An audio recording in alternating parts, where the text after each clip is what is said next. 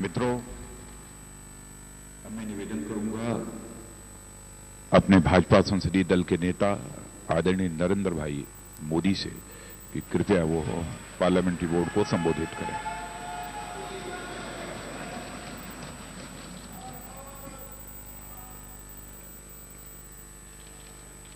श्रद्धेय आडवाणी जी,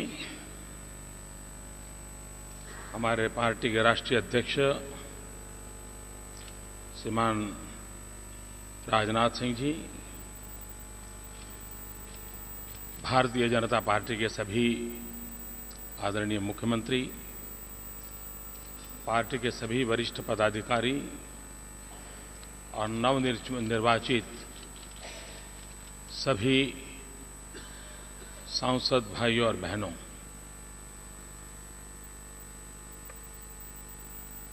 मैं आप सबका बहुत आभारी हूं कि आपने सर्वसम्मति से मुझे एक नया दायित्व दिया है। मैं विशेष रूप से आडवाणी जी, राजनाथ जी का भी आभारी हूं। उन्होंने मुझे आशीर्वाद भी दिए हैं।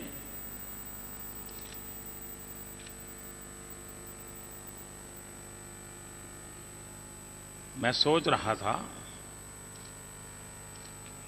कि अटल जी का स्वास्थ्य अच्छा होता और आज वो यहां होते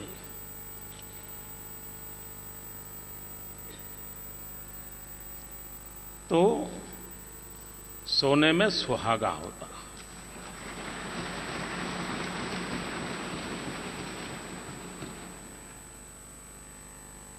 उनके आशीर्वाद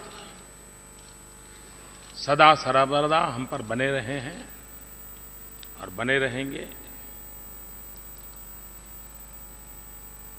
भाइयों बहनों, ये लोकतंत्र का मंदिर है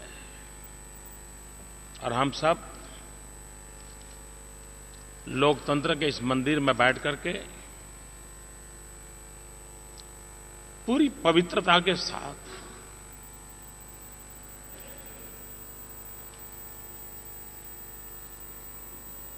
पद के लिए नहीं,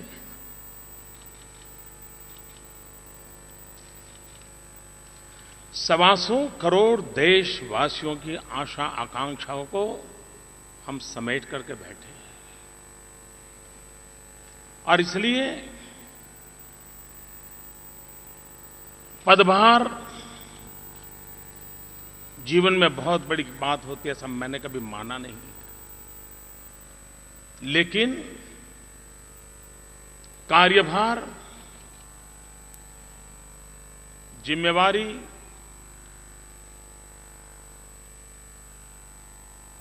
ये सबसे बड़ी बात होती है और हमें उसे परिपूर्ण करने के लिए अपने आप को सज्ज करना होगा, अपने आप को समर्पित करना होगा। 13 सितंबर को भारतीय जनता पार्टी के पार्लियामेंट्री बोर्ड ने आदरणीय राजनाथ जी की अध्यक्षता में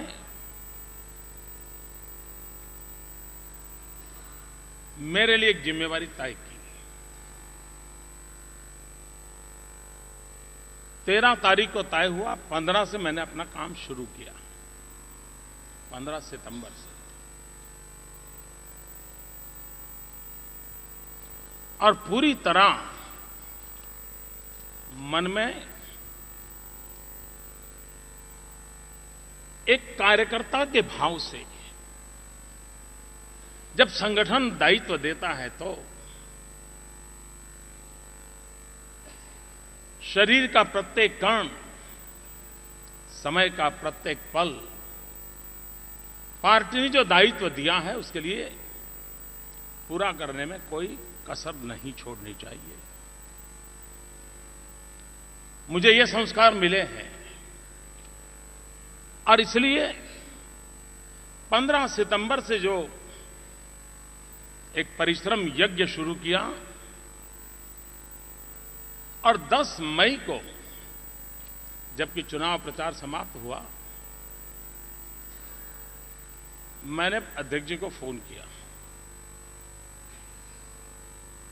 मैंने कहा मैं अहमदाबाद जाने से पहले दिल्ली आकर के आपको मिलना चाहता हूं। उन्होंने कहा आप थके नहीं हो क्या अभी भी? मैंने कहा नहीं, मुझे रिपोर्ट करना है। मेरे अध्यक्ष जी ने मुझे जो काम दिया है वो दायित्व 10 मई शाम को पूर्ण हो रहा है, मुझे रिपोर्ट करना है, इसलिए मुझे आना है।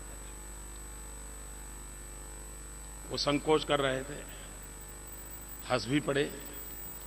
मैंने कहा मैं आ रहा हूं। खैर मैं पूर्वी उत्तर प्रदेश में था, मैं दिल्ली पहुंचा, उनके पास गया।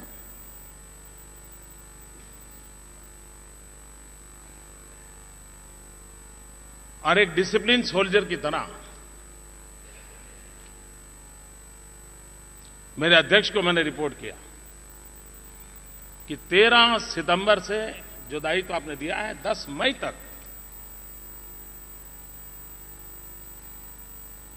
मैंने उनसे कहा कि आपने जो काम किया मैंने भली भांति करने की कोशिश की है, लेकिन एक कार्यक्रम मेरा नहीं हो पाया।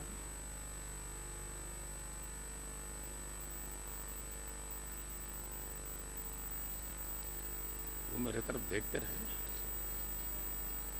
मैंने कहा मैं इतने दिनों से दौड़ रहा हूं, लेकिन 9 मई को ही इतने सारी दौड़ धूप के बीच, इतने पूरे अभियान में सिर्फ एक कार्यक्रम मुझे कैंसिल करना पड़ा, एक, और वो भी गोशी का, जहां पर हमारे जिला अध्यक्ष जो रैली की चिंता कर रहे थे, सुशील राय,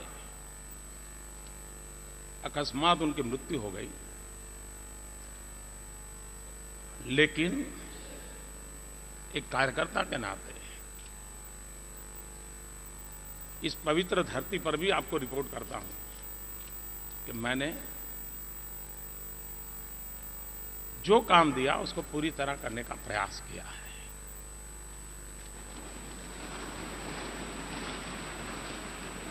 फिर भी कुछ कमी रही हो, आप में से कुछ लोग होंगे जिनकी अपेक्षा होगी, लेकिन मैं पहुंच नहीं पाया हूं। लेकिन लगता है कि मेरा न पहुंचने का निर्णय सही था, ताकि आप यहां पहुंच गए। मुझे भरोसा था कि आप आएंगे।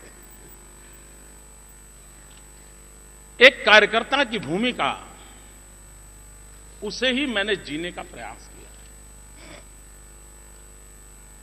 जैसे यहां बताया गया कि मैं पहली बार यहां आया हूं, शायद मेरे जीवन में हर बार ऐसा ही हुआ है। मुख्यमंत्री बना, उसके बाद मैंने मुख्यमंत्री की चैम्बर देखी थी।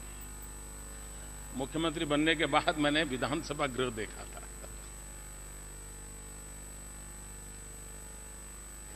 आज भी ऐसा ही एक अवसर आया है।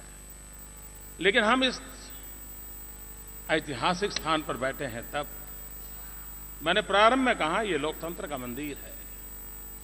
125 करोड़ देशवासियों की आशा आकांक्षाओं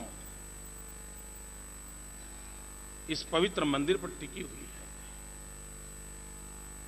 और मैं आज देश को आजादी दिलाने वाले, आजादी के लिए मर मिटने वाले, आजादी के लिए जीने वाले, आजादी के लिए खपे हुए उन सभी महापुरुषों को प्रणाम करता हूं, ताकि उनकी बदौलत आज देश स्वतंत्रता की अपनी यात्रा को आगे बढ़ा रहा है। मैं भारत के संविधान निर्माताओं को भी प्रणाम करता हूं कि उन्हीं की बदौलत आज इस पवित्र संविधान के कारण ही लोकतंत्र की ताकत का परिचय दुनिया को हो रहा है। दुनिया की सबसे बड़ी डेमोक्रेसी, मुझे इन दिनों विदेश के महानुभावों से जब बात होती है, और जब मैं उनको कहता हूं कि 550 मिलियन वोटर, तो उनको पहले तो आश्चर्य होता है, इतना बड़ा इसका स्केल है।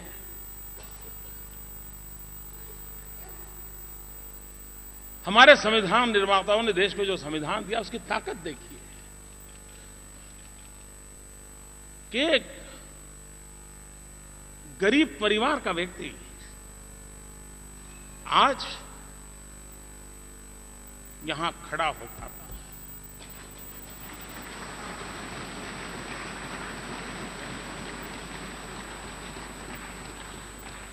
ये लोकतंत्र की ताकत है, ये संविधान का सामर्थ्य है जिसने हमें देश के सामान्य से सामान्य नागरिकों एक ताकत दी है। इस चुनाव में भारतीय जनता पार्टी का जय, किसी का पराजय, ये मुद्दा अपनी जगह पर डिबेट का है, लेकिन इस चुनाव का सबसे बड़ा काम ये हुआ है कि भारत का सामान्य से सामान्य नागरिक एक नए आत्मविश्वास का उसके भीतर संचार हुआ है कि यही एक व्यवस्था है जो हमारे सपनों को पूरा कर सकती है। लोकतंत्र के प्रति उसकी आस्था बड़ी है। यह अपने आप में किसी भी राष्ट्र के लिए एक बहुत बड़ी ताकत होती है। लेकिन भाइयों बहनों, आखिरकार सरकार किसके लिए? मैं स्पष्ट मानता हूं कि सरकार वो हो जो गरीबों के लिए सोचे,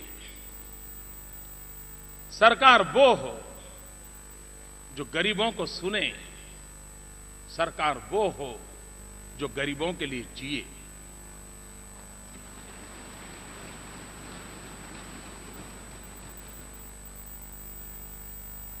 और इसलिए नई सरकार देश के गरीबों को समर्पित है,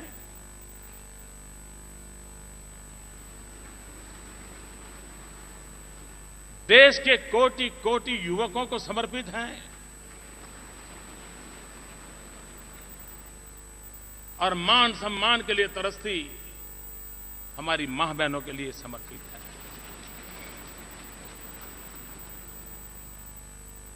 गांव हो, गरीब हो, किसान हो, दलित हो, पीड़ित हो, शोषित हो, वंचित हो, ये सरकार उनके लिए है। और इसलिए हम सबकी प्राथमिकता उनकी आशा आकांक्षाओं की पूर्ति के लिए हो, यही हमारा प्रयास रहेगा। और हम सबकी भी वही जिम्मेवारी है, क्योंकि हमें गरीब से गरीब आदमी ने यहां भेजा। मैंने इस बार हिंदुस्तान के एक नए रूप को देखा है मेरे चुनाव प्रचार अभियान में। मैंने भारतीय जनता पार्टी की नए रैलियों का भी एक नया कलेवर देखा। मैंने ऐसे लोग देखे जिनके शरीर पर एक ही वस्त्र था, फिर भी कंधे पर भाजपा का झंडा था। ये तबका कितनी आशा और अपेक्षाओं के साथ हमारे पास आया है, और इसलिए हमारे सपने हैं उनके सपनों को सच करने के लिए। भाइयों बहनों,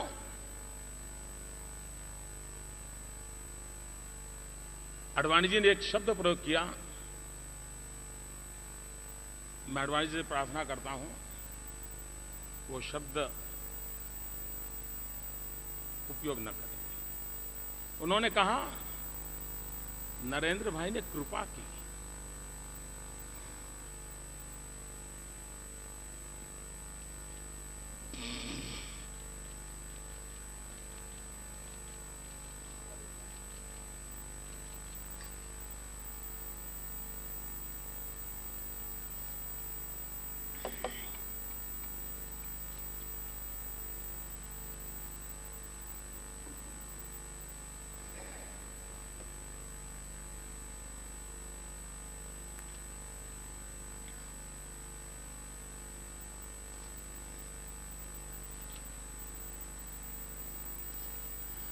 क्या मां की सेवा कभी कृपा हो सकती है?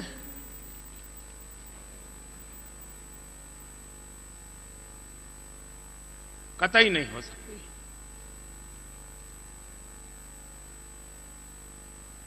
जैसे भारत मेरी मां है,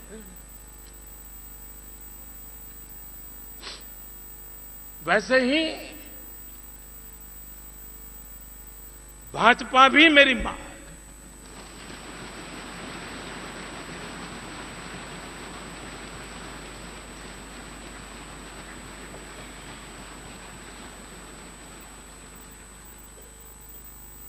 और इसलिए बेटा कभी मां पे कृपा नहीं कर सकता। बेटा सिर्फ समर्पित भाव से मां की सेवा करता है। कृपा तो पार्टी ने की है कि इस मां की सेवा करने का मुझे अवसर दिया है।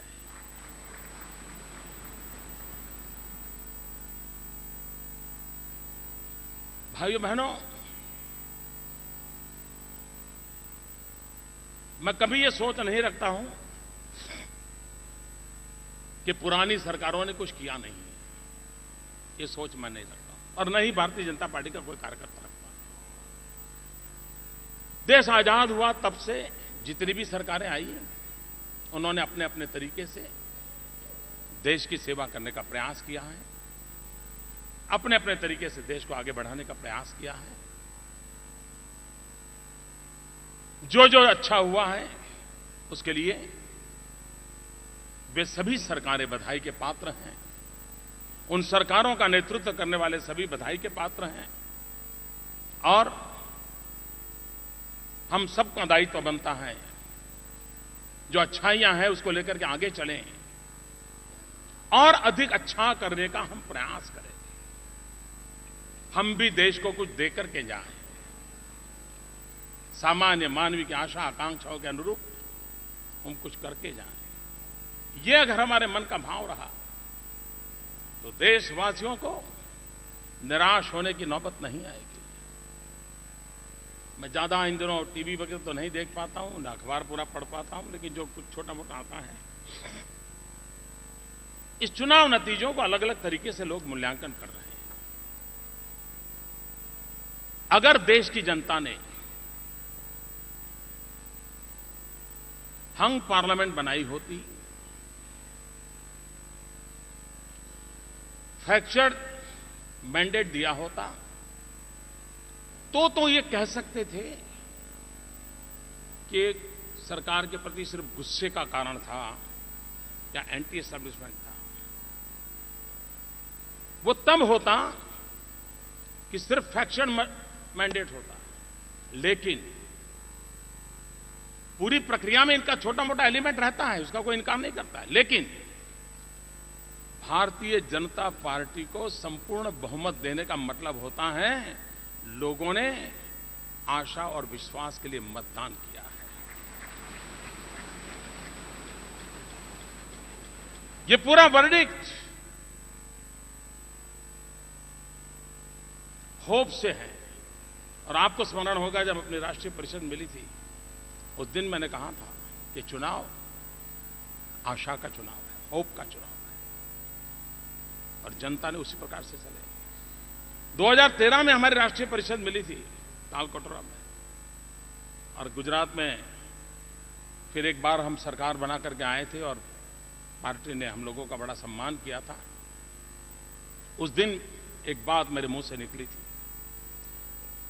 और मैं ये 2013 के जनवरी फरवरी की बात करता हूं, और मेरे से मुंह से एक बात निकली थी। पार्टी के सभी साथियों को मैं उसका स्मरण दिलाना चाहता हूं।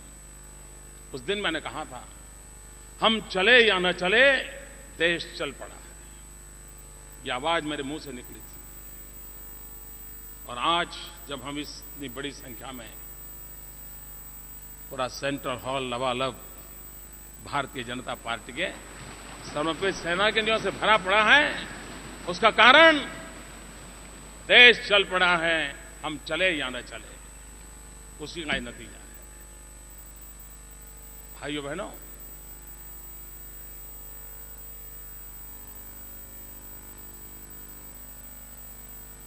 ये उमंग उत्साह ये अपना चलता रहेगा, लेकिन जिम्मेवारी का युग शुरू होता है, जिम्मेवारी का कालखंड शुरू होता है। शायद इस सभागृह में मेरी तरह बहुत लोग होंगे जो आजाद हिंदुस्तान में पैदा हुए हैं, और शायद देश में भी आजाद हिंदुस्तान में पैदा हुए किसी व्यक्ति के नेतृत्व में पहली सरकार बनेगी। अब तक देश में सारे नेता गुलामी के कालखंड में उनका जन्म हुआ था। ये बात हमको स्वीकार करनी होगी, जो हम आजादी में के कालखंड में पैदा हुए, हमें आजादी का जंग लड़ने का सौभाग्य नहीं मिला। हमें देश के लिए मर मिटने का सौभाग्य नहीं मिला। हमें जवानी जेलों में खपाने का सौभाग्य नहीं मिला। लेकिन कोटि कोटि जनों ने हमें देश के लिए जीने का अवसर जरूर दिया है।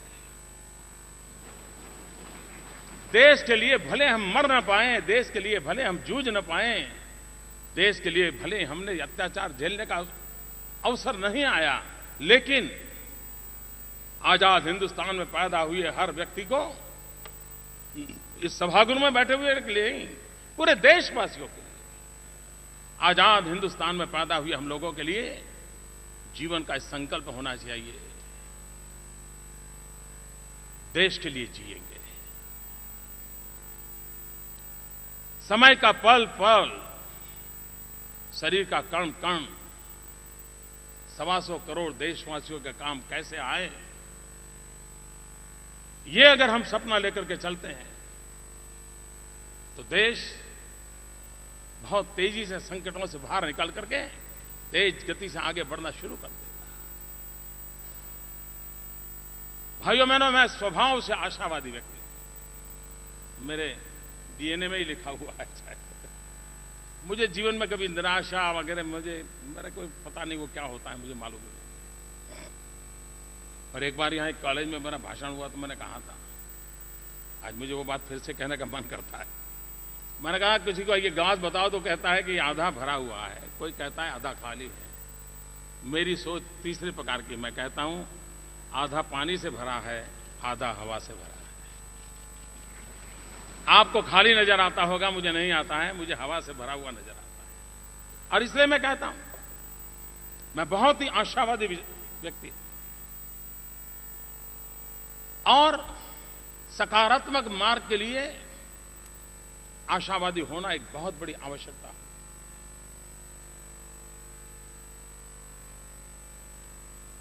और आशावादी व्यक्ति ही देश में आशा का संचार कर सकते हैं।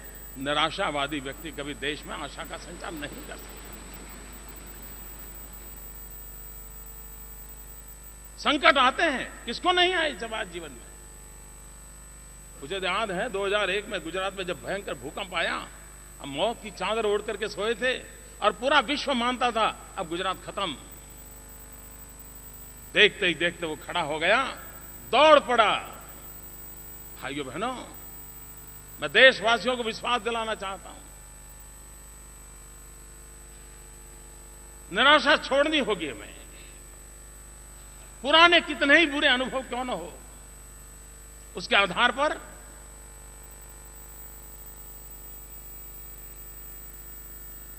निराश मन को लेकर के चलने की आवश्यकता नहीं है। कौन कहता है दुनिया का इतना बड़ी लोकतंत्र और जागरूक लोकतंत्र, जागतिक लोकतंत्र, ये अगर फैसला करे 125 करोड़ देशवासी, देश कहां से कहां पहुंच सकता है। 125 करोड़ देशवासी एक कदम चले, देश 125 करोड़ कदम आगे बढ़ जाएगा।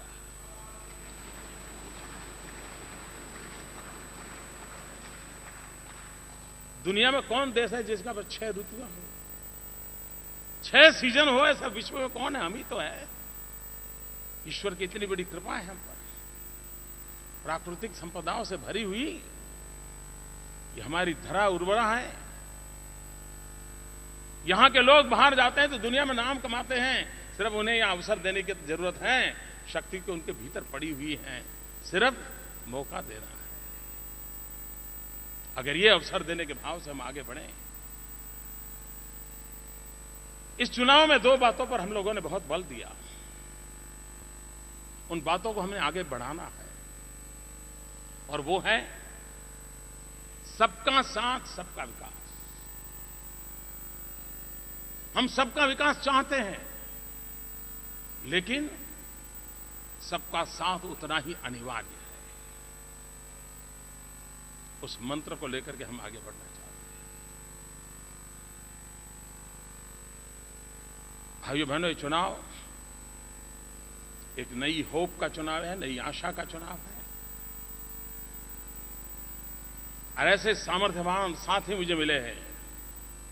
इन सामर्थ्यवान साथियों से और अपने वरिष्ठ नेताओं के मार्गदर्शन से मुझे पूरा विश्वास है भाइयों, 13 सितंबर को जो दायित्व मिला था, जिसको 16 मई को पूर्ण किया, आज जो दायित्व मिला है, मैं आपको विश्वास दिलाता हूं कि जब 2019 में हम मिलेंगे, मैं आपको, देशवासियों को फिर एक बार मेरा रिपोर्ट कार्ड दूंगा। परिश्रम की पराकाष्ठा करूंगा, अपने लिए नहीं, देश के लिए जीऊंगा। और मैंने कहा, ये सरकार गरीबों को समर्पित है। जो कुछ करने के इरादे से बैठे हुए हैं, इच्छा है, उनके लिए है। भाइयों बहनों, 2015-2016 हम सबके जीवन में एक महत्वपूर्ण अवसर आ रहा है। पंडित दीनदयाल उपाध्याय जी का शताब्दी वर्ष आ रहा है, 2015-2016। चरैवेति चरैवेति चरैवेति का मंत्र जिस महापुरुष ने जी करके दिखाया, और उसी से त्याग तपस्या के अधिष्ठान पर संगठन की पूरी व्यवस्था विकसित हुई। अभी से 2015-16 में पंडित दीनदयाल उपाध्याय जी के शताब्दी का पर्व कैसे हो, सामान्य व्यक्ति के जीवन में सुचिता का आग्रह कैसे हो। पंडित दीनदयाल उपाध्याय जी ने हमने जो रास्ते दिखाए थे, उसमें विचार की जितनी ताकत थी, उससे ज्यादा ताकत आचार की थी। और आचार परमो धर्म, इस भाव से हम चले हुए लोग हैं, उसको हम कैसे निभाएं। पंडित दीनदयाल उपाध्याय जी के शताब्दी पर्व के लिए पार्टी भी सोचे, सरकार भी सोचे, और दरिद्र नारायण की सेवा, अंत्योदय, ये पंडित दीनदयाल उपाध्याय जी ने हमें दिए हुए। और तब मैं कहता हूं ये सरकार गरीबों के लिए है, क्योंकि दीनदयाल जी के शताब्दी वर्ष में है ये सरकार होगी। भाइयों बहनों, वैश्विक परिवेश में भारत के इस चुनाव को और चुनाव नतीजों को बहुत ही सकारात्मक रूप से देखा जा रहा है। और जो पहला संदेश जाता है, वो विश्व में भारत का रुतबा पैदा करता है। तो देश के कोटि कोटि जनों ने किसी दल की सरकार बनाई, ऐसा नहीं है, किसी व्यक्ति को प्रधानमंत्री बनाया, ऐसा नहीं है। देश के कोटि कोटि जनों ने इतना उत्तम मैंडेट देकर के विश्व के सामने भारत का सर ऊंचा करने का अवसर पैदा किया। इस चुनाव को कौन जीता कौन हारा, वो दायरे से देखने का समय वक्त चला गया। ये वो नतीजे हैं जो विश्व को भारत के लोकतांत्रिक सामर्थ्य की ओर आकर्षित करने वाले हैं। और अब देश, जिन लोगों के मन में निराशा थी, दुनिया के कई देश भारत से बहुत अपेक्षाएं करते थे, आशा हिंदुस्तान के सामान्य मानवी में जगी है। वैसी आशा विश्व के मानवतावादी ताकतों में भी बढ़ी है।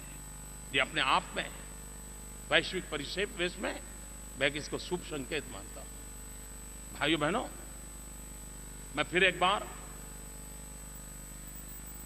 पूरे अभियान में लाखों कार्यकर्ताओं ने जो परिश्रम किया है, और एक बात समझिए भाइयों,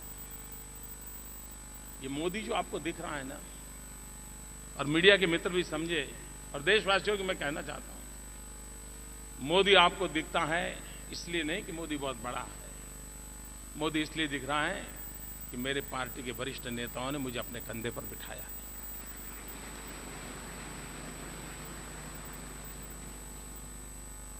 और ये विजय, कभी हम ये गलती ना करें। देखिए, मुझे टिकट दिया तो कैसा जीत गया, अब तक उसको मिलता था नहीं जीतता था, ऐसे भ्रम में हम ना रहें। आज हमने जो कुछ भी पाया है वो 5 पीढ़ी खप गई है तब आया है। जब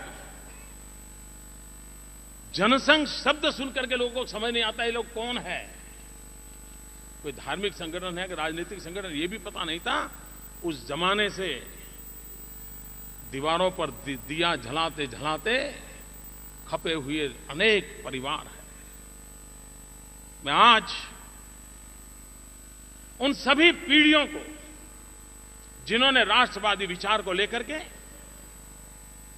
अपने अपने तरीके से तपस्या की है, जीवन खपाए हैं, उन सबको नतमस्तक होकर के नमन करता हूं। और हम भी न भूलें, हम आज अपने कारण यहां नहीं हैं, हम आज उन तपस्या के कारण यहां। अगर इतना सा मन में हमेशा बना रहा, मैं नहीं मानता हूं कि हमें कभी भी समाज के लिए, दल के लिए, साथियों के लिए शिकायत का अवसर आएगा, कभी नहीं आएगा। और इसलिए भाइयों बहनों, ये विजय भी हमारा नहीं है, उन 5 पीढ़ियों की तपस्या का है। ये विजय वर्तमान के उन लाखों कार्यकर्ताओं के पुरुषार्थ का है। और ये भारतीय जनता पार्टी संगठन के अधिष्ठान पर चलने वाली पार्टी है। हमारी ताकत संगठन है। हम में से कोई न संगठन से ऊपर हैं, न संगठन से परे हैं। वही हमारे लिए सर्वोपरि हैं। उस भाव को लेकर के हम आगे की जिम्मेवारियों को निभाएंगे। फिर एक बार आडवाणी जी ने आशीर्वाद दिए, आप सबने मुझे एक नई जिम्मेवारी दी है। मैं भली भांति पूरी कोशिश करूंगा कि आपने मुझसे जो अपेक्षाएं की हैं, उन अपेक्षाओं में कभी भी आपको नीचा देखने का अवसर नहीं आएगा, ये विश्वास दिलाता हूं। फिर एक बार आप सबका बहुत बहुत धन्यवाद।